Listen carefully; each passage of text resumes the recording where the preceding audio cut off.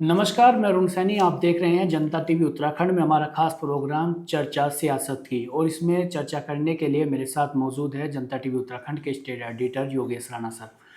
आज हम बात करेंगे एक ऐसे मुद्दे पर जिसकी चर्चा पूरे देश भर में है। जेन जी और युवाओं को लेकर जिस तरह से तमाम जो चीज़ें पूरे देश भर में चल रही है, उसके बाद से राजनीतिक दलों में चिंताएं बढ़नी शुरू हो गई है। दिल्ली में जब से जंतर मंतर पर जो प्रदर्शन हुआ, जेएनजीओ ने जिस तरह से प्रदर्शन किया और एक सफल भी वो उस प्रदर्शन में रहे, जो उनकी मांग थी वो मानी भी गई। उसके बाद देश में कई प्रदेशों में इस तरीके के प्रदर्शन चल रहे हैं। हाल ही में कल ही झारखंड में जिस तरह से जो प्रदर्शन हुआ वो भी सबने देखा। विधानसभा तक युवा वहाँ पर पहुँच गए थे।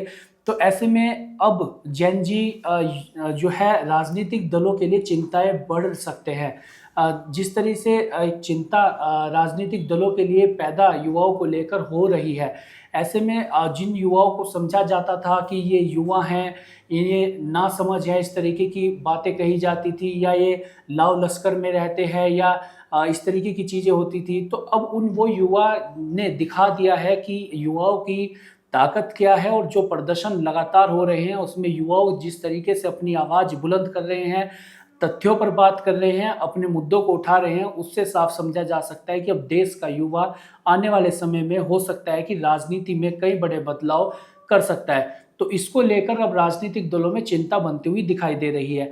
आज इसी पर बात करेंगे, क्योंकि 5 राज्यों में 2027 में विधानसभा चुनाव होने हैं। उत्तराखंड, पंजाब, उत्तर प्रदेश, गोवा और मणिपुर में जो है चुनाव होंगे। तो ऐसे में इसके बाद अब आगे इसको लेकर भाजपा हो या फिर कांग्रेस, अब उन्होंने युवाओं को साधने का प्रयास शुरू कर दिया है। उत्तराखंड की ही बात करें, उत्तराखंड में भी भारतीय जनता पार्टी युवाओं पर फोकस करने लगी है। अचानक से भारतीय जनता पार्टी युवा सम्मेलन कर रही है, युवाओं से संवाद कर रहे हैं। मुख्यमंत्री पुष्कर सिंह धामी ने भी कल से युवाओं से संवाद करने की शुभारंभ कर दिया है, और करीब 2800 से अधिक विद्यालयों के 3 लाख से अधिक विद्यार्थियों से मुख्यमंत्री पुष्कर सिंह धामी संवाद स्थापित करेंगे। इसी के साथ ही 2027 में क्या युवा भाजपा और कांग्रेस के लिए बड़ी चिंता पैदा उत्तराखंड में कर रहे हैं या अन्य प्रदेशों में भी कर रहे हैं।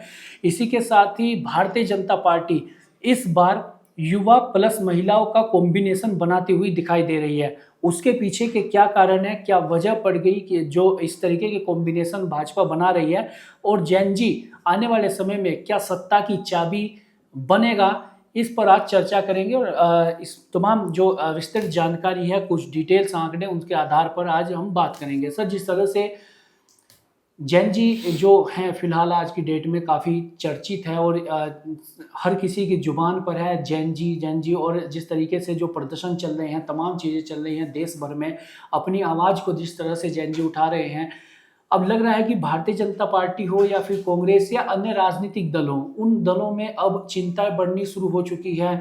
अब उन्हें लगने लगा है कि युवा अब जो है तथ्यों पर बात कर रहा है, युवाओं से इस तरीके से दूरी नहीं बनाई जा सकती। भारतीय जनता पार्टी भी युवाओं पर अब फोकस करने लगी है, और भारतीय जनता पार्टी संवाद कर रही है। क्या बड़े कारण हो सकते हैं, क्यों इतने एकदम से भारतीय जनता पार्टी युवाओं से इस तरह से संवाद स्थापित करने लगी है? देखिए, बड़ी वजह ये है, कुछ फैक्ट्स पे बात करेंगे, लेकिन ये जो दिल्ली में जंतर मंतर पर संसद के समीप जो प्रदर्शन हुआ जैन जी का, इससे भारतीय राजनीति में एक बड़ा बदलाव महसूस किया जा रहा है, और ये दूसरा बदलाव है।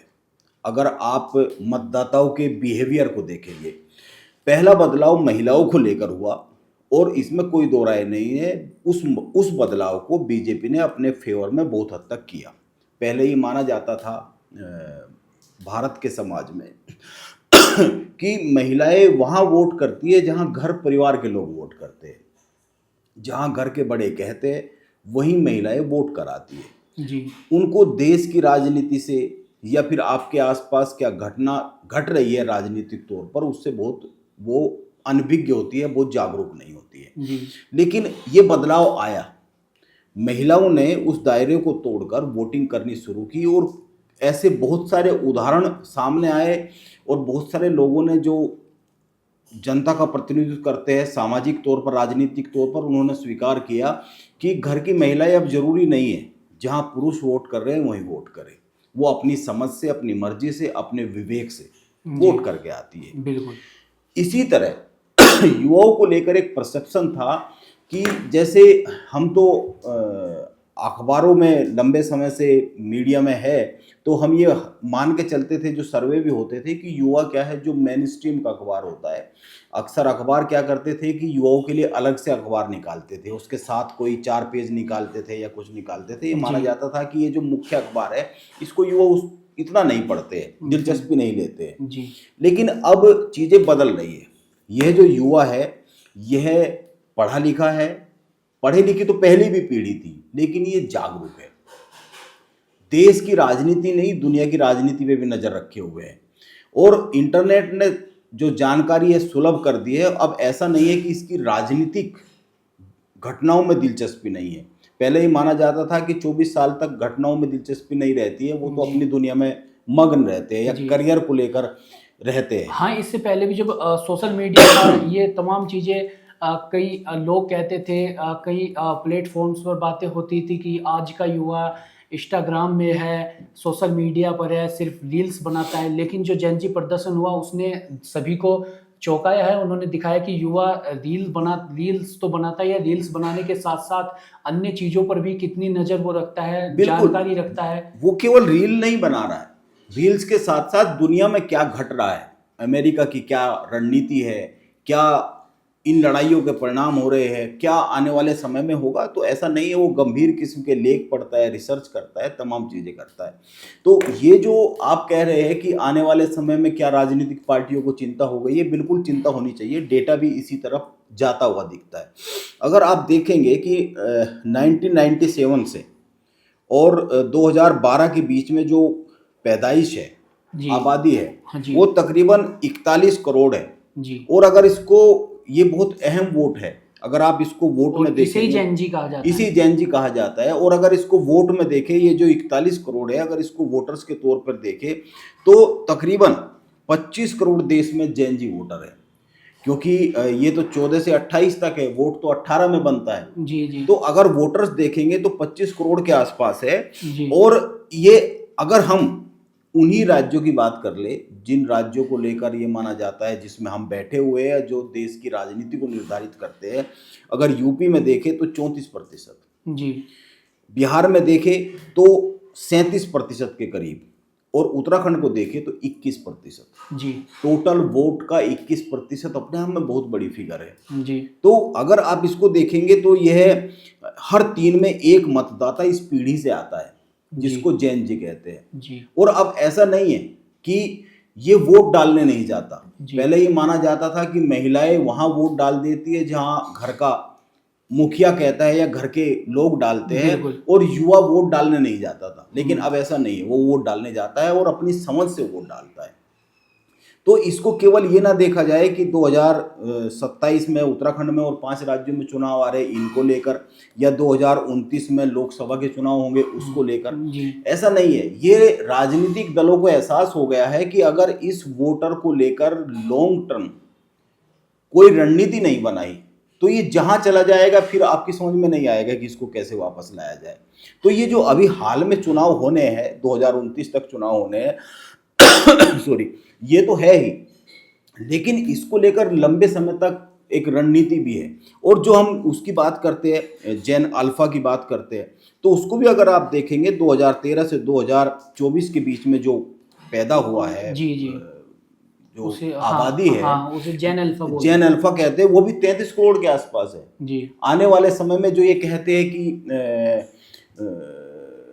देश की युवा शक्ति किस तरफ जाएगी, तो जी वो जो युवा शक्ति है राजनीतिक तौर पर किस तरफ जाएगी, उसको अभी से अपने फेवर में करने के लिए राजनीतिक दल कोशिश करते हुए दिख रहे हैं। और इसमें कोई दो राय नहीं है कि ये जो पीढ़ी है, ये पीढ़ी अपनी समझ से काम करती है और ये जागरूक है बड़ी, राजनीतिक तौर पर भी, और अपने आसपास का जो माहौल है उसको लेकर बड़ी जागरूक है। हाँ, यानी कि जो है इस जो जेन ज़ी की हम बात कर रहे हैं, युवाओं की बात कर रहे हैं, ये साफ है कि पहले ये कई बार ये कहा जाता है कि युवा है, अ, इस तरीके की चीज़ें होती है कि वो लाव लश्कर देखता है कि जिस नेता के पास लाव लश्कर है या तम ऐसी चीज़ों में ज़्यादा रहता है, वो चीज़ें अब नहीं है, क्योंकि जो प्रदर्शन अब हो रहे हैं उनमें जो तमाम चीज़ें भी निकल कर आ रही है, चाहे दिल्ली के जंतर मंतर पर हो, झारखंड में हो, बिहार में हो, अन्य कई राज्यों में इस तरीके के प्रदर्शन चल रहे हैं।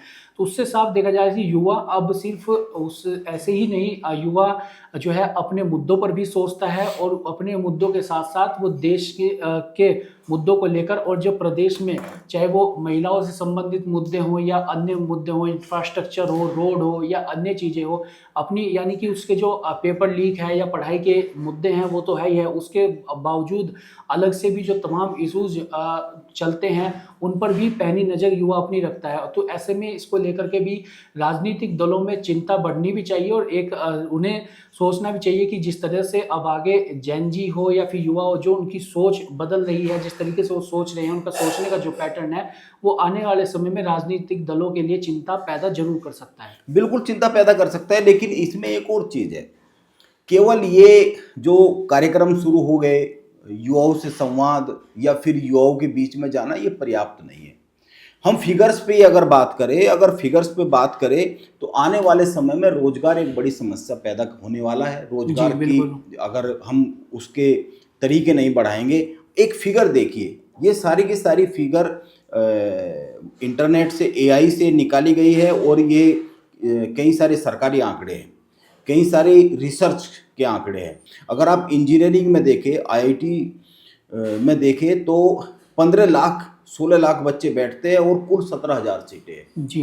इसी तरह आप अगर मेडिकल में देखें, उसमें भी यही स्थिति है। एनएलयूज में जो कानून की पढ़ाई करते हैं उनमें भी 70-75 हज़ार बच्चे बैठते हैं, 3600 कुल सीटें हैं। और जो सीयूटी का एग्ज़ाम होता है उसमें भी ये हालात है। यूनिवर्सिटीज़ में अगर आप देखेंगे तो जो 12वीं में बच्चे पास हो रहे हैं उनके मुकाबले सीट ही नहीं है जी। तो इसका असर धीरे धीरे दिख रहा है और आने वाले समय रोजगार पर पड़ता हुआ दिख रहा है। उत्तराखंड की ही बात करें, उत्तराखंड में भी कई हजार सरकारी पद जो हैं वो दिखते हैं, वो नहीं भरे जा रहे हैं। बिल्कुल, तो ये ऐसा नहीं है कि अगर आप देखेंगे तो जैसा मैं कह रहा था कि 100 में से केवल 30 ही युवा कॉलेज तक पहुंच पाते हैं जी। और सरकार का लक्ष्य ये सही है कि ये पीआईबी का एक वो है कि 2035 तक 50% करना है इसका, लेकिन 2035 तक अगर 50% करेंगे तो भी मैं मानता हूँ कम है। तो ये आंकड़े चिंता पैदा करने वाले हैं और युवा इन कैलकुलेशन को देखता है, वो समझता है कि मेरे लिए अपॉर्चुनिटी कहाँ है, मैं किस तरफ जा सकता हूँ, मैं क्या कर सकता हूँ।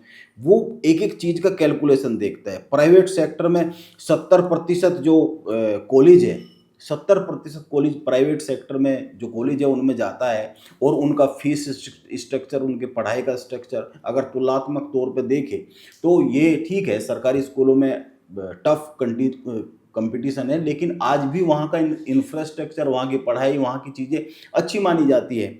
इसके अलावा तमाम ऐसी चीज़ें हैं जिसको ये कह सकते हैं कि आने वाले समय में अगर सरकारों ने ध्यान नहीं दिया, राजनीतिक दलों ने ध्यान नहीं दिया तो इसमें कोई दो राय नहीं है, युवा अपने सवाल तो उठाएगा। बिल्कुल, ऐसा नहीं हो सकता कि ये सवाल नहीं उठाती पीढ़ी, ये सवाल उठाती है और उसको जवाब भी चाहिए और जवाब भी ऑथेंटिक चाहिए। ये ऐसा नहीं है कि बोल दिया कि अभी हमने जंतर मंतर पर ही ताज़ा उदाहरण देखा, युवाओं को कहा कि ठीक है आपकी मांगे मानी जाएगी, या मुकदमों को लेकर के भी जो तमाम चीज़ें हुई, युवाओं ने कहा कि हमें लिखित में दीजिए, हमारे मुकदमे कब तक वापस होंगे। तो यानी कि युवा इतना समझदार है, इतना वो जानता है कि उसे क्या करना है, किस तरह से करना है। यानी कि अब युवाओं को उस तरीके से भ्रमित नहीं किया जा सकता है, कुछ भी कह दिया और युवा ने मान लिया, कुछ भी बोल दिया, तो इस तरीके की चीज़ें अब नहीं है। अगर उत्तराखंड में भी देखा जाए, जो चिंता राजनीतिक दलों में बन रही है, 21% जो मतदाता हैं, युवा मतदाता हैं उत्तराखंड में, और जिसमें कि 18 से जो 19 वर्ष की जो आयु के युवा मतदाता हैं वो करीब 1,30,000 के लगभग ऐसे मतदाता हैं जो 18 से 19 साल के हैं। इसमें 20 से 29 वर्ष की जो आयु है उसमें है करीब 16.5 लाख ऐसे मतदाता हैं, युवा मतदाता जो 20 से 29 वर्ष की उम्र के हैं। ये तो यानी कि 21% का देखें तो 20% के लगभग 20 वर्ष से 29 वर्ष के युवा मतदाता हैं। ये 20 से 29 वर्ष मतलब कि जो पढ़ाई करता है, ग्रेजुएशन करता है, ग्रेजुएशन के बाद जो आगे जॉब के लिए अप्लाई करता है, तो यानी कि ऐसे युवा है, तो इसको लेकर चिंता बन रही है। बिल्कुल, मैंने कहा ना कि महिलाओं में जो राजनीतिक चेतना और अपनी वोटिंग को लेकर जो चेतना आई पिछले कुछ सालों में, उसके बाद ये दूसरा बदलाव भारत का जो जो देश की लोकतांत्रिक व्यवस्था है उसमें आप ये दूसरा बड़ा बदलाव कह सकते हैं कि युवा केवल अब ऐसा नहीं है कि जिस दिन वोटिंग होगी तो उस दिन उसको कोई काम नहीं है, उस दिन वो वोटिंग करेगा, वो करता है।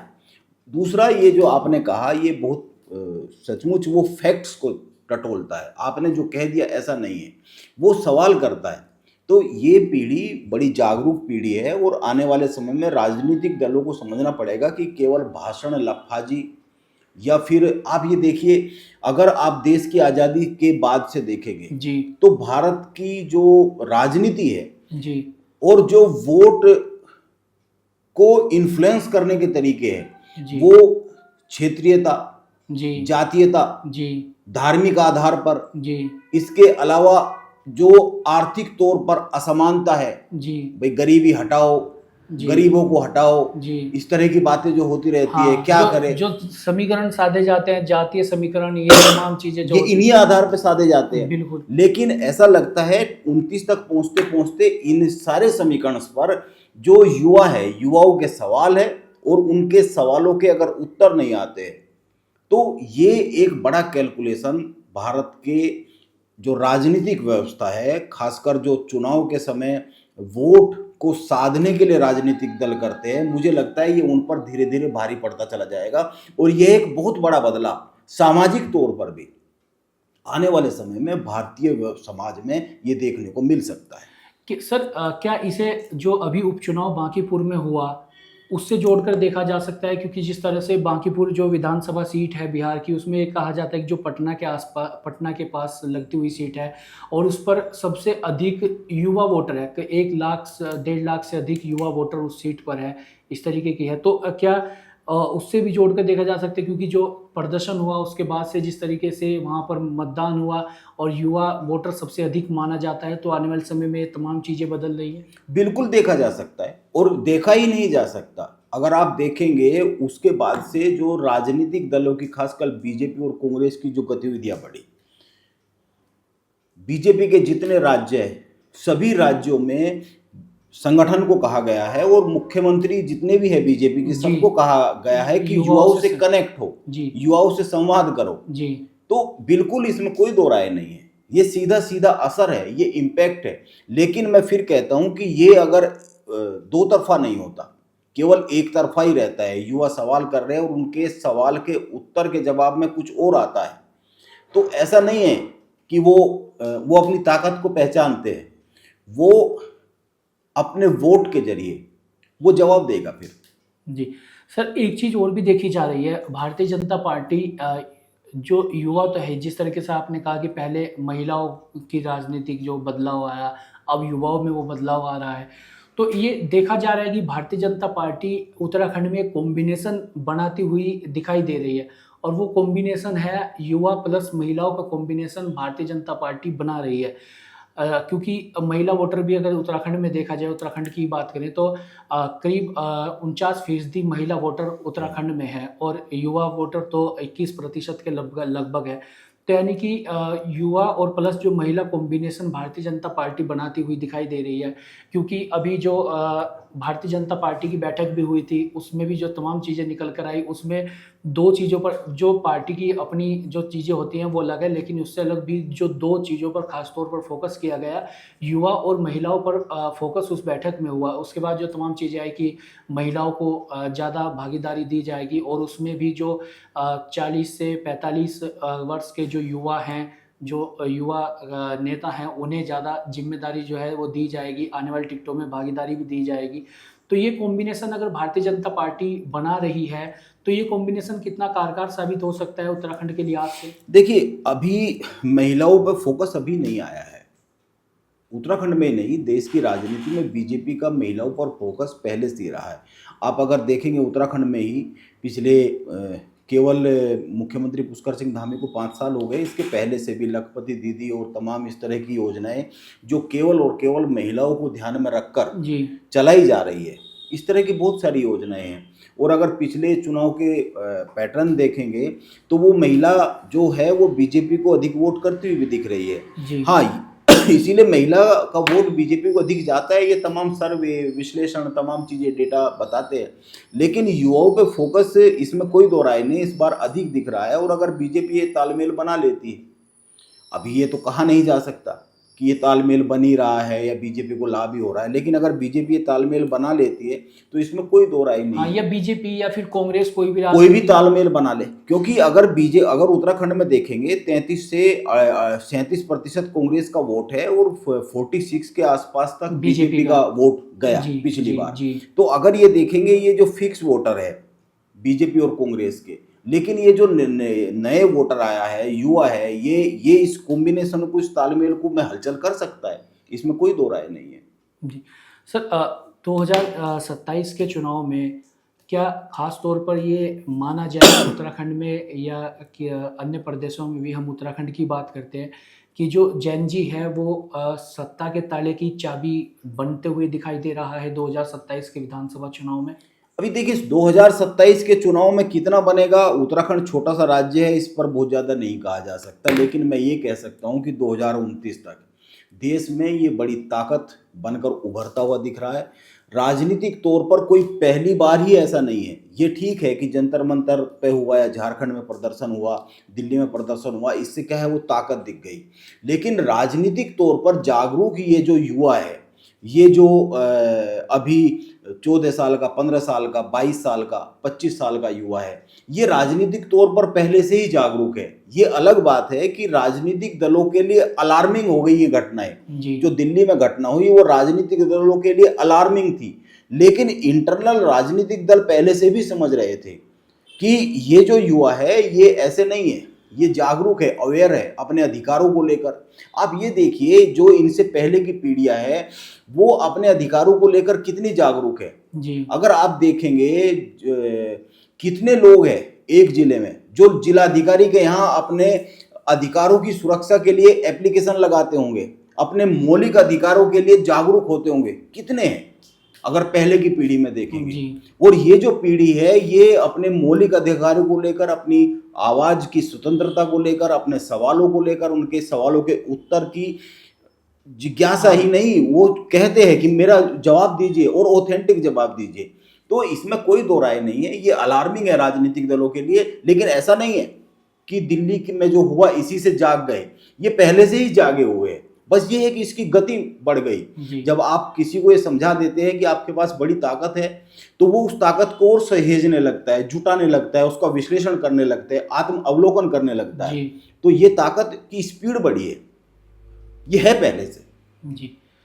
तो जिस तरह से युवाओं को लेकर जो अब राजनीतिक आने वाले समय में बदलती हुई दिखाई दे रही है, और जो युवा है वो आने वाले समय में सत्ता के ताले की चाबी भी बनता हुआ दिखाई दे रहा है, क्योंकि युवा अब सवाल भी करता है, जवाब भी चाहता है। और अगर युवा को इस बार अब जो है वो भ्रमित नहीं किया जा सकता। अगर युवा को ये कहा जा रहा है कि हम इतना रोजगार देंगे या इतने युवाओं को पढ़ाई के लिए इतने पैसे दिए जाएंगे या उन्हें इस तरीके की सुविधा दी जाएगी, तो युवा उसके लिए ये भी पूछ रहा है कि वो सुविधा आप कैसे देंगे। तो ये तमाम चीज़ें इस वक्त अब देश की सियासत में युवाओं को लेकर चल रही है, और आने वाले समय में इसका देश की राजनीति या फिर प्रदेश की राजनीति में कितना इम्पैक्ट आने वाले समय में पड़ता है, और युवाओं की भागीदारी राजनीति में कितनी सुनिश्चित होती है, तमाम चीज़ें आने वाले समय में देखने वाली होंगी। हालांकि दोनों ही दल हों, चाहे भाजपा हो, कांग्रेस हो या अन्य दल हो, उनके लिए 2027 में युवा बड़ी चुनौती बनते हुए दिखाई देंगे और युवाओं को साधना दोनों ही दलों के लिए, हालांकि सभी दलों के लिए बड़ी चुनौती बनने जा रहा है। देखते रहिए जनता टीवी उत्तराखंड।